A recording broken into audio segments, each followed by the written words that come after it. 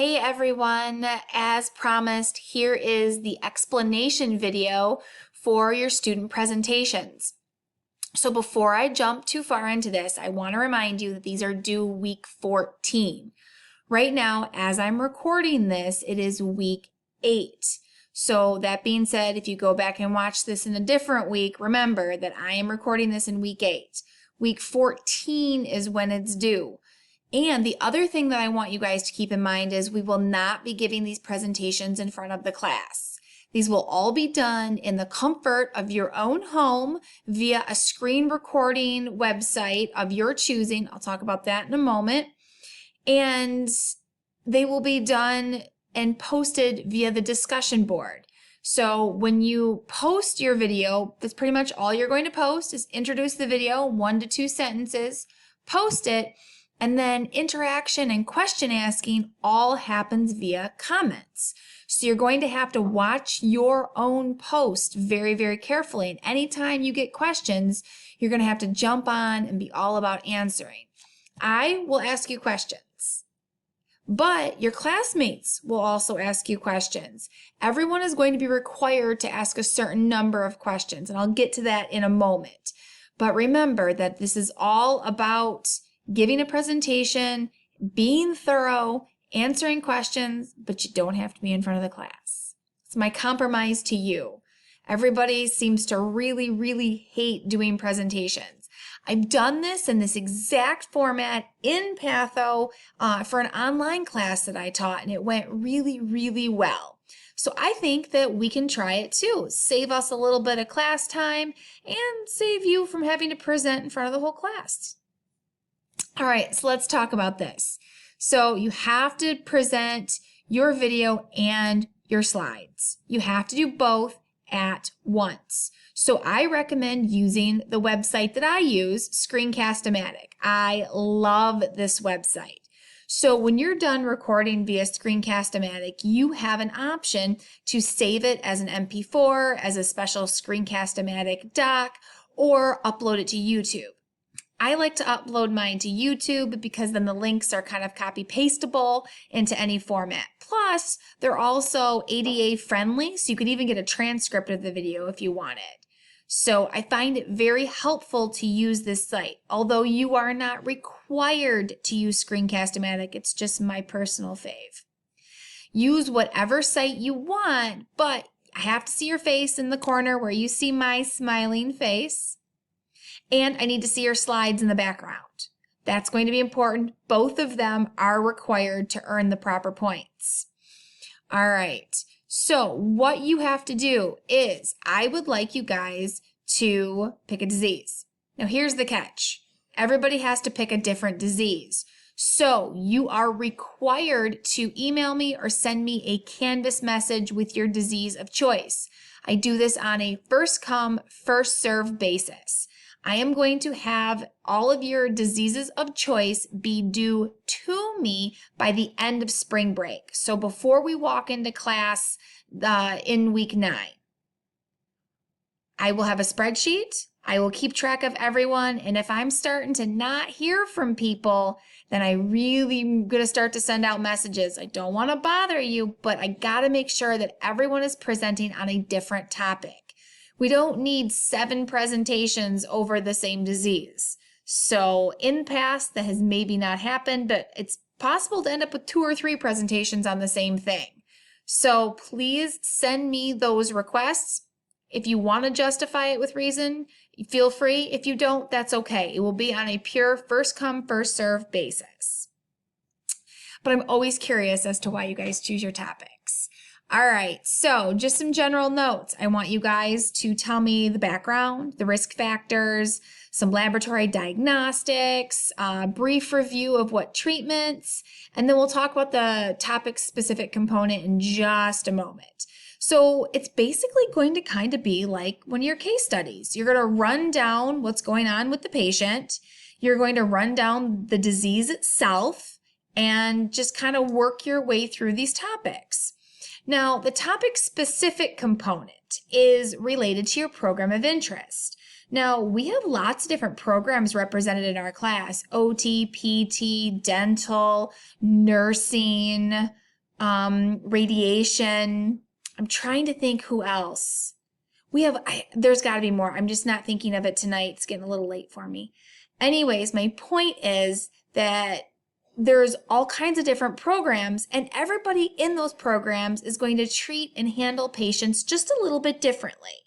So for the topic specific component of your presentation, you are going to talk about how you would treat the patient based on your career. So if you're a nurse, don't tell me what a doctor would do. Tell me what a nurse would do. If you are going to be a radiation therapist, tell me what you would do for the disease based on what you do as a professional. So think about this.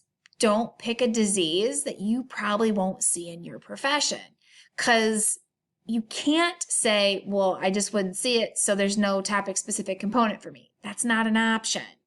You need to think about the types of diseases that you might see. If you want to be a physical therapy assistant, are you going to be working with a stroke patient? Maybe. Are you going to be working with, I don't know, a patient with Alzheimer's? Maybe. So pick a patient that you would potentially deal with. All right. The other thing I want you to keep in mind is what I have bolded and underlined. Here, I'll point to it. I'll circle it. The topic-specific component must be 2 full minutes of talking. Not 30 seconds, not 10 seconds. Go into detail. This is very important. This entire presentation is worth 50 points. I've gotten a lot of emails with concerns over grades of the midterm. Now, this is a great way to kind of redeem your grade if you didn't do as well as you wanted on the midterm. Out of your 50 points, I'm going to go through the breakdown right now of how you're going to earn it. And it's really easy to get the points that you missed maybe on the midterm to help kind of bring your grade back up. So for the background, what am I specifically looking for? Tell me what the etiology is. Are certain populations getting this disease more than others? Is it found in certain regions of the world? Maybe that's fascinating. Include those. Disease parameters. What are the risk factors? Signs, symptoms. Now remember, risk factors and signs and symptoms are different. A risk factor might be something predisposing. Sign and symptom is what somebody is going to have when they have the disease. And if the disease presents clinically a little bit different, include that as well. These are pretty big chunks, 7 and 6 points apiece. So this might require 1 to 2 slides each in your talk. Diagnosis. So this is going to be any type of test that's going to be used to diagnose. Sometimes it's a blood test, sometimes it's imaging, sometimes it's all of it. So keep in mind whatever your disease uses. If your disease of choice does not use blood tests, don't talk about it. Only do the type of diagnostics that are relevant for your disease. All right, now treatment. Now, try to be comprehensive, not just one treatment. If there is only one treatment, say that and let us as your audience know. But most diseases out there have several different ways the disease can be treated, kind of based on the severity, the age of the patient, and so on and so forth. So really go over a hearty list of ways we can treat the patient. Now, back to the program-specific component, you're going to want to go see my notes that were back up here, okay? So if you follow this here, you will get the full points for your program-specific component, okay? That's worth 4 points of the total. Now, every component's not worth that much, but they all add up to a grand total of 50. Length. This needs to be a 10-minute presentation. Ideally, no more, no less, but you have a little bit of wiggle room. If you give me a 9 to 10 minute presentation, you'll get 3 points. If you are below 9 minutes, you'll get 1.5. And if you're above 10 minutes, you'll get 1.5. However, if you go below 7 minutes, like if it's a really quickie presentation, or if you're above 12 minutes, if you're going on and on, then there's just no points, unfortunately. You need to practice, you need to be polished, you need to keep this within the time frame that's required. All right. Now, a couple things about style. Your PowerPoint should supplement your talk. If you are reading your slides, you will get points deducted. Us as your audience, we can read your slides. There's no need for you to do it. Tell us things that are not on your slide, or hone in on things that are really, really important on your slide that you might want to enhance or give us a greater understanding. All right, so PowerPoints, everything from the above notes, everything from the first stuff I showed you with the background, etiology, and so on. If you cover everything, you'll get 2 points. And I know these are silly points, you guys, but proofread your slides. Make sure things are spelled correctly, make sure that they're easy to read, and that it's in a way that flows and makes sense. You don't have to take all of the topics in the exact order that are on the rubric or that I've been over them. Do it in a way that makes sense to you. That's my recommendation, but make it logical. Now, the very, very, very last slide of your presentation should be all of the references that you used. You should use several references. You do not need in-text citations on every single slide. A one slide reference page will suffice, but you need to have it or I'm going to ask you to submit it to me in addition and then you still won't get the 3 points. All right, finally, the discussion board interaction. You must interact with your classmates, asking questions, answering questions, making this an engaging piece, and that is worth 5 points of the total 50. All right? We have run through all of the points. I hope it makes sense. If you guys have any questions, ask me in class or send me emails.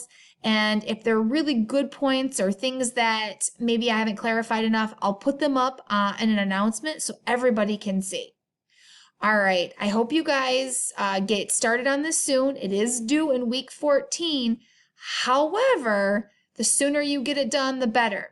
If anybody gets it done early and would like to send it to me for a quick run-through opinion, whether I think that it's thorough enough, I will be glad to review them and give you back some comprehensive comments. All right, you guys, I will talk to you in class. Have a great night.